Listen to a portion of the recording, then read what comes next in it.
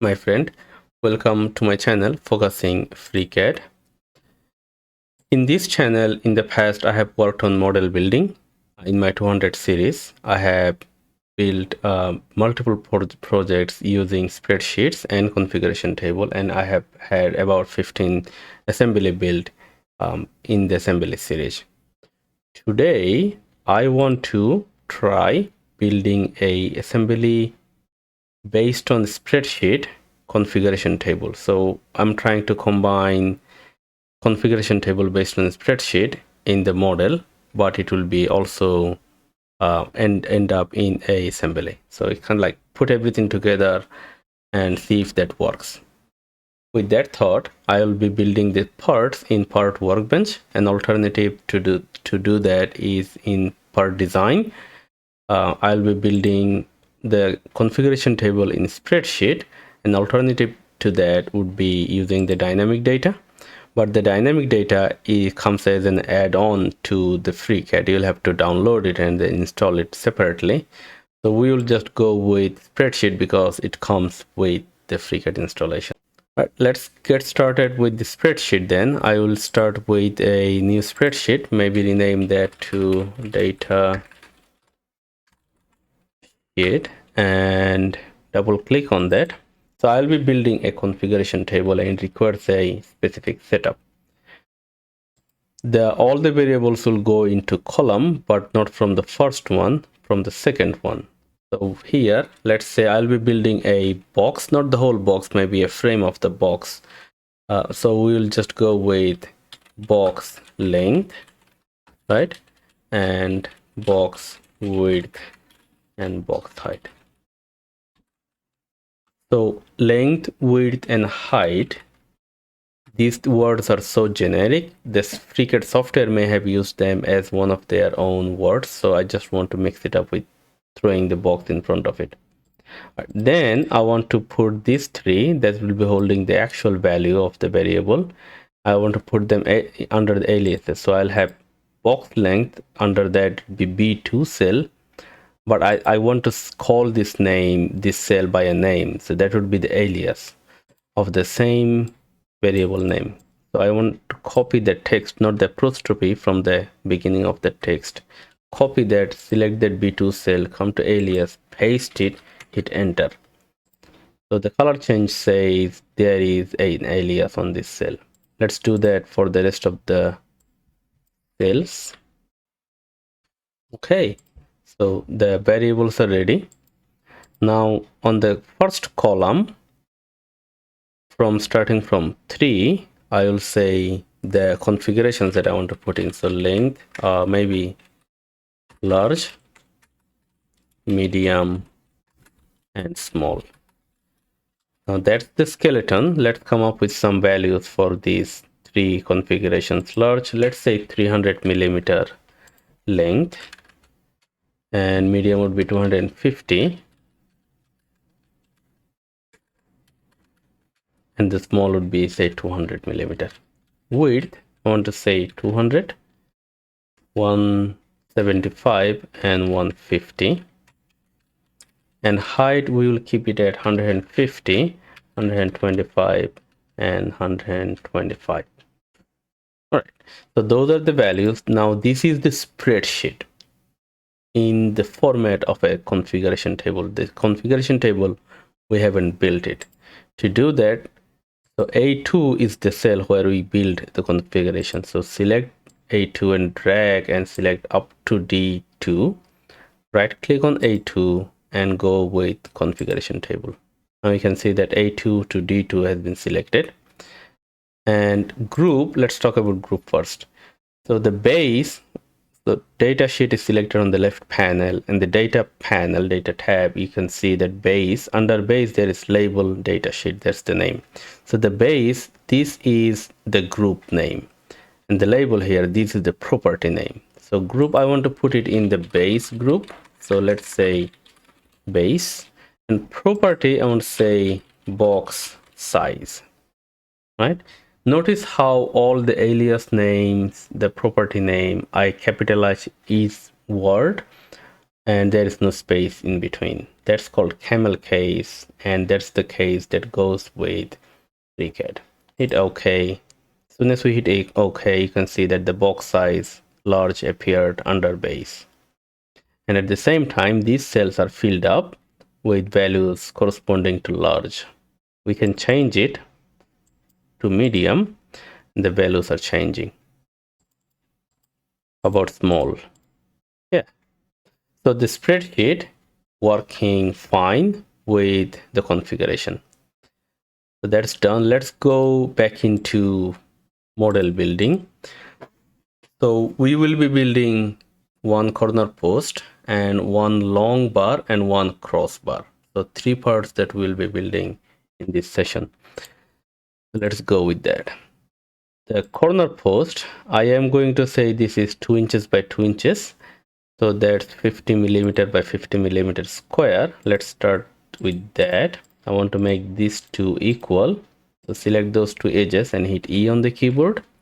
And then take one of those and hit D on the keyboard and say this is 50 millimeter. Right? There is that.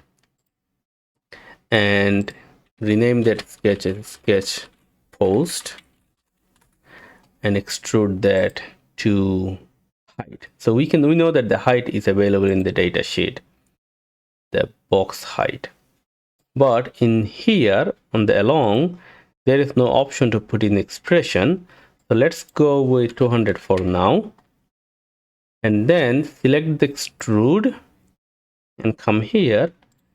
And now you select the 200, the formula appears. So that's the limitation on the FreeCAD's, like we couldn't do the expression when we were extruding it. Part design doesn't have it. Part has this problem, and it has been addressed to in the forum. I guess somebody's looking into that.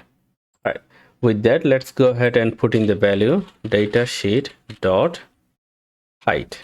So box height there. For that height, this post seems very fat. Maybe we get back into the post and make it 25 millimeter. Yeah. Or we can update this height. So 300, let's say 250 and 225, 200, right? And height wise, we'll just make it a little bit more high. 175, 150, 125. Right. Let's see how that plays out. I just want to have a good aspect ratio. No, I'll just make it little. So let's say 12 millimeter there. That's the good corner post. Okay, and now I want to cut out some notches. So let's say I want to draw another sketch on Y plane. The notch will be outside but half length. So let's do that. I want to start with the origin, come here about half the way, and that's the skeleton sketch. Let's clean it up. Let's make this vertical, and this height is going to be equal to the sketch. So let's make that sketch visible and the extrude invisible. Right, that's the sketch. I want to bring in this edge as my reference, but I want to make that a construction geometry. So activate construction geometry and bring in that edge. Now I can take our edge from the sketch and this construction edge and make them equal there. And this one, I want to make it half. One way to do it is take these two corner like end edges and make the third one as the third choice and hit S on the keyboard. So that's symmetry. And let's make these two equal. Yeah. Without putting any numeric constraints, we just fully constrain the sketch from the relationship. Now we hide that sketch. So this is going to be the notch on this one. Yeah, that's a bigger notch, but let's go with that. extrude that for 12 millimeter. What we want to do is we want to cut it out with a Boolean operation, something like this. Before I do that, I want to actually copy this, make it a clone, and take it all the way up there. So on the clone, come to placement on position and Z. I want to say this is coming from the datasheet dot height minus 12, because I want to bring it down by 12 millimeter. And this one, the lower one, I want to have some clearance from there. So let's say put it up by 12 millimeter. Now I want to put these two as a fusion and cut it out from the main post. That's my corner post. And I am going to rename that as such, corner post. So that's one part done. The next part is to draw a crossbar, the long one. All right. So what I want to do is I want to draw a sketch on XY plane. And in here, I turn on the section view.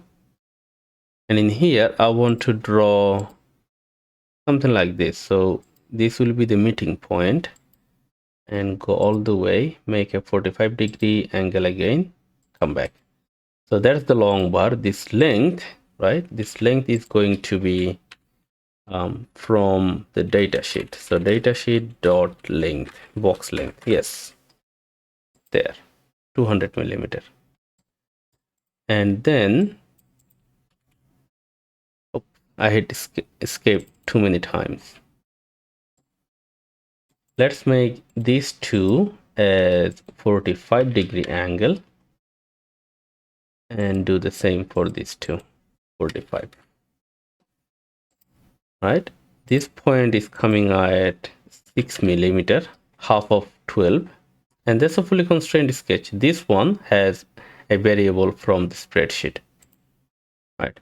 Let's extrude that. So this is going to be sketch crossbar, and extrude that for 6 millimeter.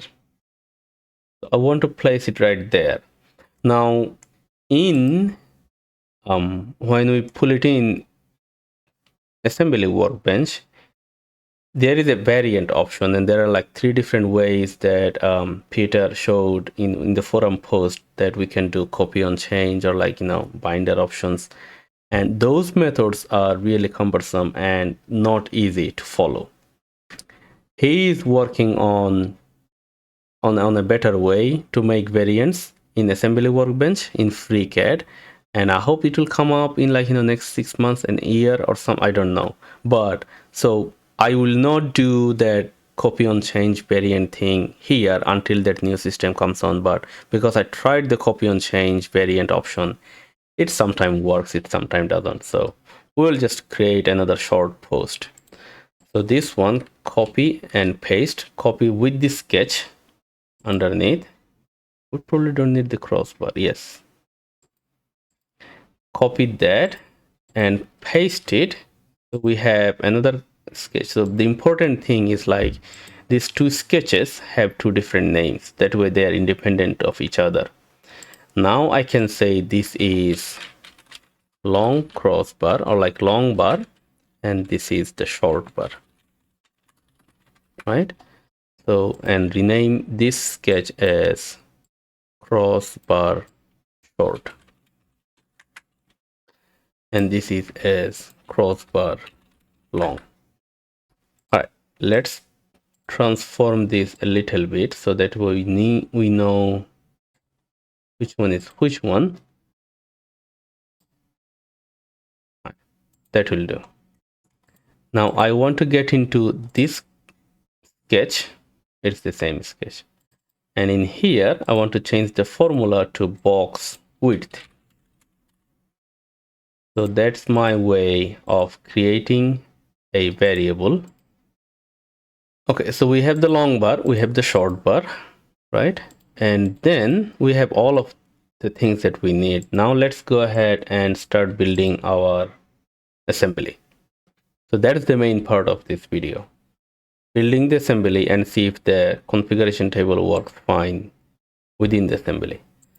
So if you haven't seen any of my previous assembly videos, or this is your first time addressing the assembly workbench, use the FreeCAD 1.1 developers version for assembly. This is much improved than the stable 1.0 version, right?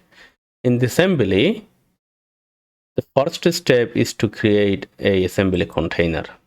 As soon as you create it, you can see that the assembly word is highlighted and it's bold. That means the container is active. If you double click on it, it is inactivated. You cannot do any assembly work if the container is not active. So double click on it, activate it. And then the next step is to insert a component. And I want to start with the corner post, because as soon as I insert something in here, it will be grounded. If it is not set it up like that on yours, it will ask you, do you want to ground this first part? I said yes always. So this is the one that I want to ground it. I would recommend you to do that. Don't keep the first part floating around. But the next part, you can click on the same thing twice, thrice, 4 times. So it will be adding the same thing 4 times, like a cloning. So let's stop there and hit OK. So now we have 4 corner posts. Underneath, it has the same extrude and fusion. So if you change anything in one of the extrudes, it will be propagated to all of the 4. So they are essentially clones, right? They are not variants. And we can select it from the tree, and then the transform tool appears, and then you can move it around. So now we can see the 4 of them. This one is fixed. The rest of the 3 can be moved around. They are floating. They can rotate it around. All right, now let's set them up. I want to select the second one right here and rotate it something like this. Oh, too much. So there, it should face just like that. Let's do this one this time. So it will be coming up something like this. Yes. And this one, the 4th one, will come up something like that. There. So now they are oriented. It will be easy for me to apply joints. In the assembly workbench, I have seen in the forum several people who are coming from other assembly workbenches or like in other assembly softwares. Their first instinct is to go apply these parallel like distance joints. In the integrated assembly workbench of FreeCAD, they don't perform well as your first joint. Always apply a fixed, revolute, or like any other, like out of these 4 joints, always take one of these as your first anchoring joint. So this one, because it's a table, I want to apply a fixed joint. And I want to apply a fixed joint between these 2 edges. Now I will be relating them with the length. The length is between these 2 edges. So if we can apply a joint between these 2, there will be no calculation. But if you apply a length between these 2 inner edges, there will be some consideration of the thickness of the post involved. All right, let's do that. So I want to select this edge first, the one from the grounded edge, and the floating edge second, and apply a fixed joint. Now you can see it rotated, moved closer because it's a fixed joint. So let's apply a 90-degree offset, 90-degree rotation. Didn't do much of a good. Let's say minus 90. Yeah, there. So now that's a good orientation. And then I want to move it further. So that would be a distance joint, but the joint fixed here, it has an offsets that applies the distance and rotations in there. So this offset will not work because it will take you up and down. So let's zero that out and show advanced offsets. Go into offset 1. Let's make sure we see what we are doing. And so these are local coordinates, this x, y, z. Let's see if this x works. So we want to move it on the x direction. That one is the one. And here I want to say datasheet dot is going to be the length. So the length 200 millimeter is actually between the outer edges, right? We selected two inner edges, so we'll have to subtract this length and this length. So that's 24 millimeter. 24 millimeter, right? Hit apply, okay, and hit okay. So now they're positioned. Let's make sure the distance is right. So take these two outer edges and measure distance. That's 200 millimeter. No, fine. We'll do the same for the two of these. So this time here, this time I will apply the fixed joint between these two outer edges. So select the outer edge and select outer edge from here and apply a fixed joint, and they are in there, right? So I will do the show advanced offset now first, and this is going to be Y. Yes, right. So they moved out. We'll come back to it, right? And now rotation, let's say 90. I think that's about right. And let's go back to the offset. So here is going to be datasheet dot width. Now, because this time we selected the outer edges, the width can stay. So depends on which two edges that you are selecting, they can stay. Right. So where is that? There it is. Hit OK. So I just showed you two different ways to apply the joint. And so don't get confused. Just pick one and then see which one works for you. All right. Now let's talk about this one. We will apply, I like the inside ones better. So we will take the inside edges. Always select the solid one first and then the floating one second for fixed joint. And then apply a 90-degree rotation, maybe minus 90, yes. And then show advanced offsets. And this time, let's see which one works. X is working. So this is going to be the same width. So data sheet dot width minus 24. All right. So those are my table posts fixed in place, right? And now I want to put in the long bar and short bar. So let's insert long bar 2 times, maybe 4 times, right? And this one, so this is going to be tricky. I want to apply it. So this edge comes to meet at this edge. So you'll have to be careful about what you are selecting. Let me show you the wrong way first. I want to take the fixed joint and I'm selecting this edge, so you can select it at 3 different points. I want to select it at the middle, right? And here I want to select it at the middle too. So now we can see that the edges are coming and meeting at the same, like the local axis. Now we'll have to apply some offset to correct our positions, something like this. We'll have to do that. We don't want to do that. And I just noticed I have to do something else too. All right. So what I want to do is I want to select the fixed joint, and when selecting this edge, I want to select this edge, this vertical edge, but put the local axis at the top end, not right there. So this is the edge that I'm selecting at the top local axis. We'll do the same here, but at the bottom. So that way they are matching at there, and that's what we want. And now I noticed that our crossbar is not tall enough, like it's not high enough. So let's fix that. The long bar, the length forward is going to be 12. Nice. All right, so we did that. Now we will take another one and put it up here.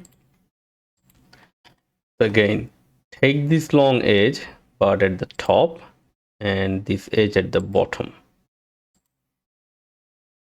All right, now this time these two will have to be rotated, so this edge will come here, so I don't have to rotate it. I can, okay, let me show you both of them. So take this one and rotate it so that way it aligns with our joint, and I want to select this edge at the top, this edge at the bottom, and now you can see that the meeting point is fine, but we will have to rotate it. So rotate it by 90 degrees. Fine. This one we don't want to rotate it. I know that this edge will go in this side, this edge will come in this side, so let's do that. I want to select this edge at the top, right, and this edge at the bottom. Yeah, it will flip its own. If doesn't, use this button to reverse the direction. So we put in the long edges. At this point, save it. See if our data sheet is working. I want to go to medium. Nice. And I want to go to large. So our configuration table is always often check your configuration table, switch through between. That way, if you are like, if there are some errors, you can correct it before you going to further. All right, now let's insert the short bar 4 times. Now, because we spaced these long posts based on the short bar length, they should fit in perfect. We will check in. So now on this one though, we have this edge compatible with the short edge, so we don't have to worry too much about it.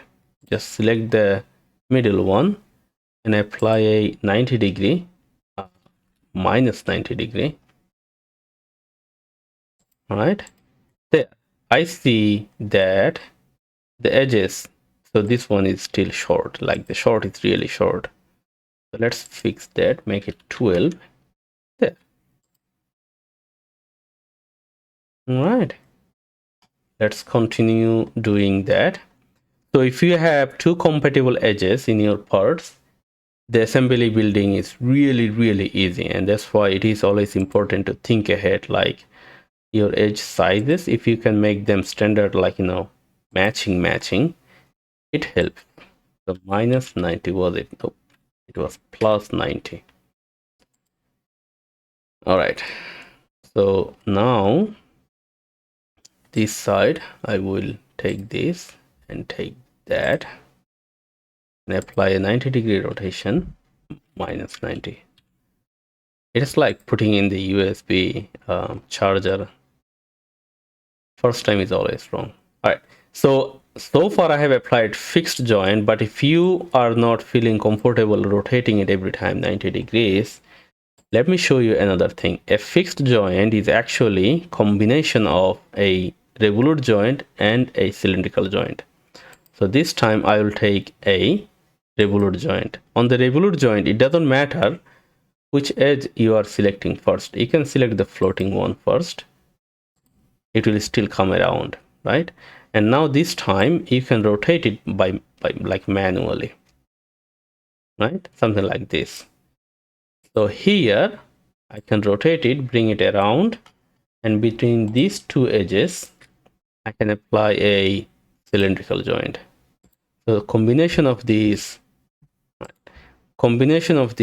revolute and cylindrical equal to a fixed joint. So you can do that too. Depends on, like, you know, some situations one set performs better than the other. All right, that is our, looks like a boxing ring for cats. All right, that's our assembly build. The box edges and the panels will go in the middle, right? And let's see. So if the data sheet, let's see if it switches through the configurations. It almost did, but it got messed up. All right, we see that there are some issues. So the issue was not there when we did not add the short bars. So we know that that's where the issue is coming from. All right, maybe it is that joints. All right, let me take these two joints off. Those are the two that we applied later. Now let's go to large. All right, so this is the free floating joint. All right, let's leave it there and see medium working fine, small working fine. So I just told you sometimes a different set of constraints works better. So apparently, although in other cases a revolute and a cylindrical work fine as a replacement for a fixed joint, on this setup it did not like it. That is strange, but nothing to worry about. That is not something that I want to lose my sleep of tonight over. So I will apply a fixed joint between this edge and this edge, and then apply a 90-degree in the negative direction.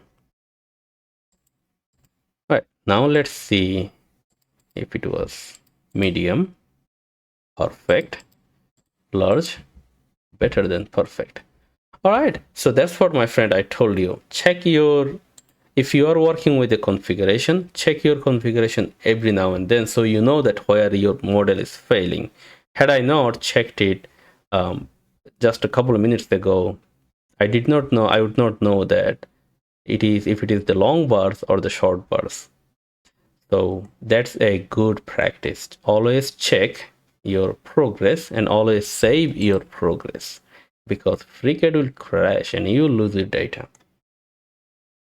All right, my friends, our hypothesis was we would build a configuration table in this spreadsheet, and then we will try to build assembly based on that and see if the spreadsheet based configuration table propagates into the assembly. And the result is yes. I can have configuration table built into the spreadsheet and then build parts based on that, and the assembly will work just fine. If a cylindrical joint doesn't work, fixed joint probably will. So if one of the joints fails, don't lose hope. Until that bug is fixed, there is always some other alternatives. If you have any question, comment, or suggestion on this video or any other video or on the overall channel, please leave those comments in the comment section below. And if you are facing any problem on FreeCAD, consider opening up a post on the FreeCAD forum.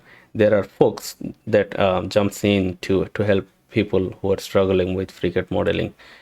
With that, thank you for watching. I'll see you in one of my next videos.